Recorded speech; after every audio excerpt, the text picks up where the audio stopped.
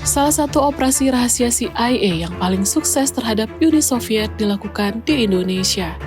Operasi bersandi Habring ini berhasil mendapatkan informasi dari pejabat militer Indonesia mengenai alutsista dan persenjataan Uni Soviet yang dijual kepada Indonesia, termasuk sistem rudal, kapal selam, kapal perusak, kapal penjelajah, dan pesawat pembom.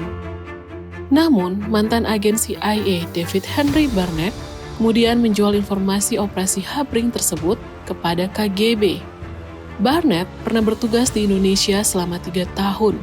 Setelah keluar dari CIA, ia menjual informasi operasi rahasia CIA kepada KGB demi mendapatkan uang setelah gagal berbisnis.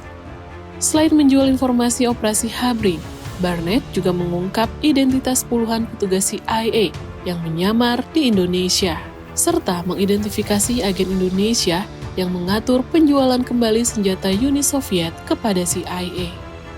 Ketika Barnett kemudian ditangkap FBI, orang yang mengungkapkan bahwa Barnett telah menjual informasi kepada KGB adalah Letnan Kolonel Vladimir M. Piguzov, agen senior KGB yang direkrut oleh CIA pada 1974 ketika dia bertugas di Jakarta.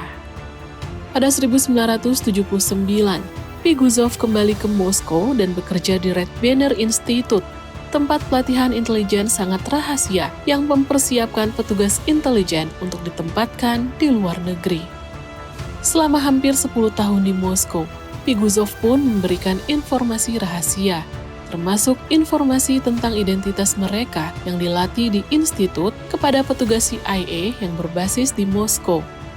Kabarnya, tindakan Piguzov itu menyebabkan pengungkapan seluruh jaringan global petugas KGB, baik yang berada di bawah perlindungan hukum maupun yang bekerja secara ilegal.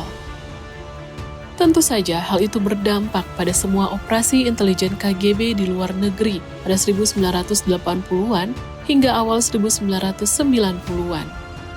Begitu terbongkar, petugas KGB menangkap Piguzov ketika dia sedang menjalani pemeriksaan fisik di klinik KGB. Mereka meminta Piguzov telanjang untuk memastikan dia tidak membawa kapsul bunuh diri. Menurut jurnalis Pete Early, Jenderal Vladimir Krykov, orang kedua di KGB, mengungkapkan bahwa Piguzov ditangkap karena kerja kontra intelijen KGB. Namun, kemudian diketahui bahwa petugas CIA yang bekerja untuk KGB, Eldrick Hazen Ames, telah menjual setidaknya 20 nama agen KGB yang menjadi aset manusia Amerika Serikat termasuk Piguzov. Dari hasil menjual informasi itu, Eldrick Ames menerima $4,6 juta dari Uni Soviet yang memungkinkannya menikmati gaya hidup yang jauh di luar kemampuan seorang petugas CIA.